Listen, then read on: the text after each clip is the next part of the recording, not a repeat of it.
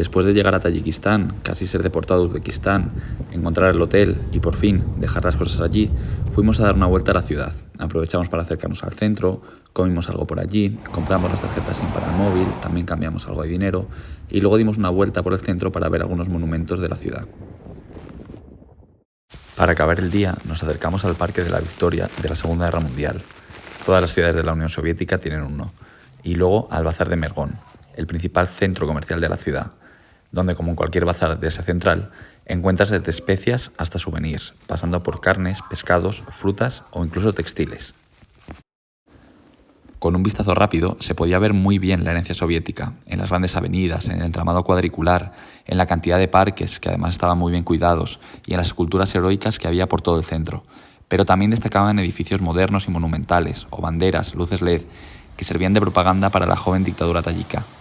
Sin embargo, a nivel histórico, esto sería solo la punta del iceberg, porque para entender el país y el territorio que vamos a atravesar hay que remontarse miles de años atrás. Ayer, después de llegar al hotel, descansamos un poco y salimos a dar un paseo, estuvimos cambiando el dinero, estuvimos comprando las tarjetas SIM y, y nada, luego estuvimos dando una vuelta por el centro, viendo el mercado y tal. Y hoy venimos de la estación de una especie de estación de autobuses o de centro de distribución, donde se cogen los taxis compartidos para ir al PAMIR. Y nada, ya hemos apalabrado un taxi y vamos a ir mañana para allá. Y hoy lo vamos a dedicar a ver museos. Por ahí tenemos el Museo de Historia, por el otro lado tenemos el Teatro Nacional y luego hay más museos por ahí atrás. O sea que nada, vamos a dedicar el día a disfrutar un poco de la ciudad. El museo te muestra la historia de un país muy diferente al de sus vecinos. Y es que cuando uno llega a Tayikistán puede pensar que se encuentra simplemente en otro país de Asia Central. Sin embargo, bajo la superficie existe una realidad mucho más profunda. La mayoría de habitantes del país no se consideran descendientes de los pueblos nómadas que dominaron las estepas. Tampoco se identifican con las tradiciones túrquicas que predominan en gran parte de Asia Central. Los tayikos son herederos de la antigua Persia. Están la mayoría de monumentos en la zona occidental del país, que es la zona donde están los valles y la agricultura, y en la zona oriental, que es esta zona de aquí, no hay casi nada, pues es todo montañoso, ahí había y sigue habiendo muy poca población. Aquí en este mapa se ve mejor como toda la parte oriental del país es montañoso, incluso estas montañas, las montañas Fan, que dividen la parte norte y la parte sur, que es donde están los restos arqueológicos. Siglos antes de Cristo, la zona estaba habitada por pastores nómadas que hablaban una lengua irania o protopersa.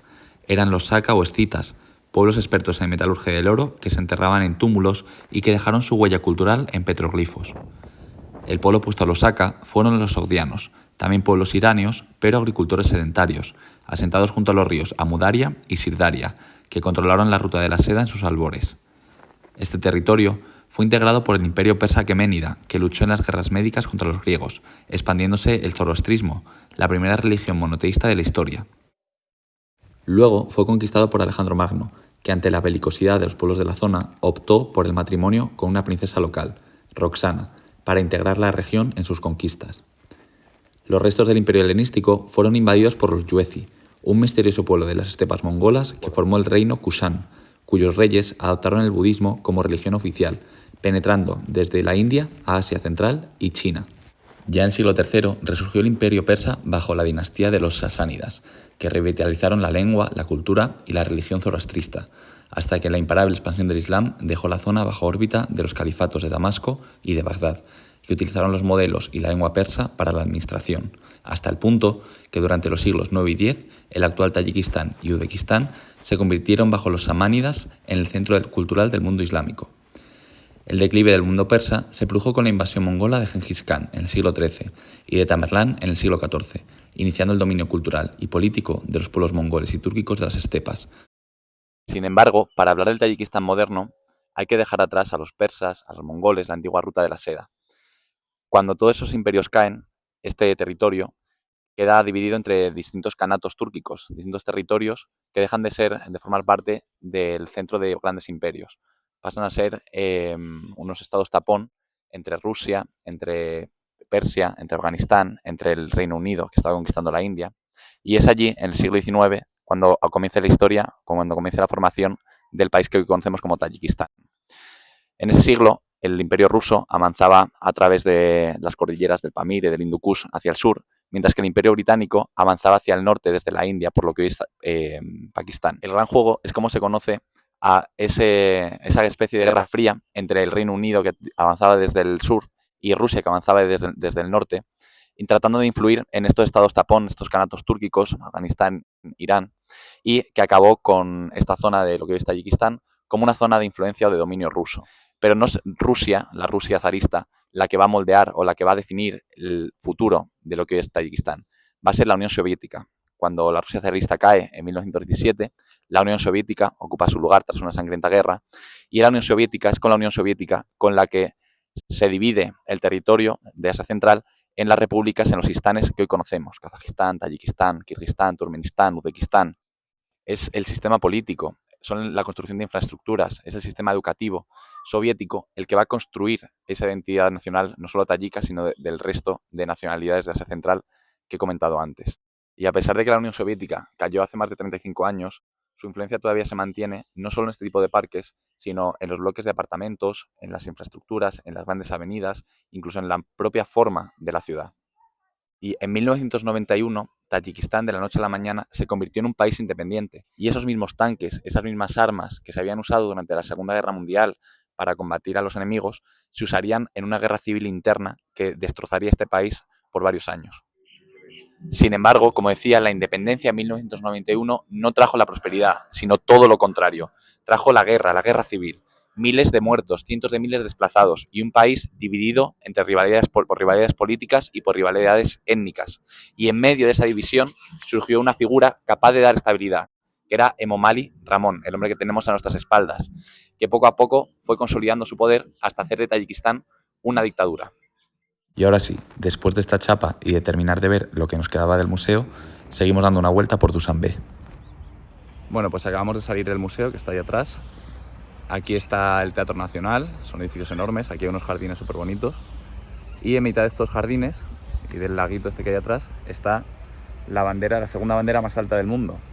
Lo que pasa es que nos hemos encontrado que lo que está es el mástil, pero no la bandera en sí. Así que nada. En la ciudad destacaban algunos edificios de herencia rusa, otros como el Parlamento, el edificio presidencial, que es este de aquí, o incluso la casa del presidente, que era enorme. Y esa recuperación de la identidad nacional con base en el mundo persa se dejaba ver en las esculturas, como esta de Ismail Samani, fundador de la dinastía samánida, o la del poeta Rudaki. También llamaban la atención la gran cantidad de edificios nuevos, decorados con estrellas de 8 puntas, que estaban hasta en las fuentes, y la gran cantidad de edificios que se estaban construyendo. Media ciudad parecía que estaba en construcción. Pues cosas que nos han llamado así la atención del país. Primero, es por lo menos de la capital. Es una ciudad bastante limpia, como veis por ahí por atrás. No hay casi basura, están todo el día regando con mangueras para limpiar las aceras y el asfalto.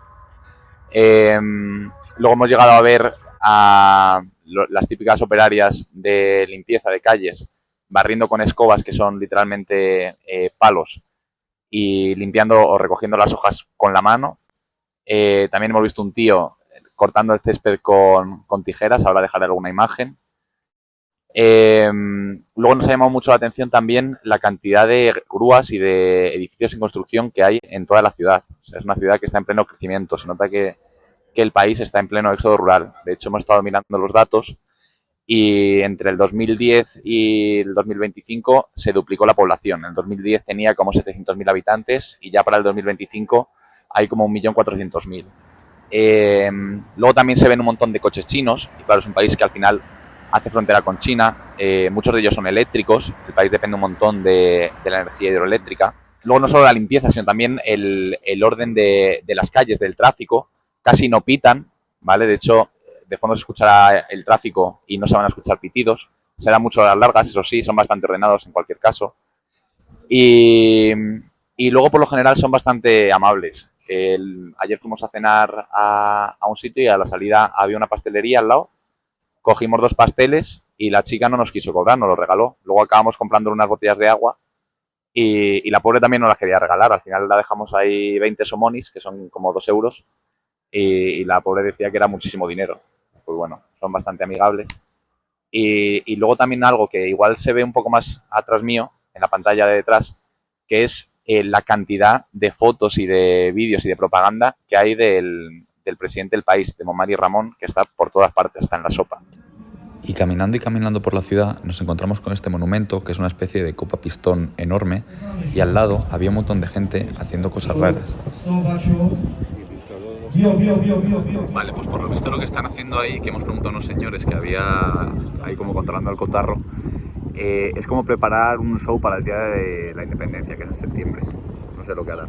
Bueno, una imagen representativa del país. Gente muy joven haciendo un show para un dictador, una mezquita de fondo y un poco más al fondo todos los edificios en construcción, que refleja la perfección y todo muy limpio. Refleja la perfección lo que es Dushanbe. Nos hemos encontrado con que en la base de este monumento hay unos relieves que imitan lo que son los relieves de Persépolis, de los palacios de los aqueménidas, ¿no? Y esto viene muy bien para ilustrar o para enseñar esa ligazón, ese nexo cultural o esa identidad nacional histórica tayika de cómo los tayikos son un pueblo persa, un pueblo iranio que bebe de esa tradición aqueménida, de esa tradición sasánida y de esa tradición samánida, esos samánidas que recuperan también un poco la herencia persa. Y esto es un supermercado. Vamos a entrar.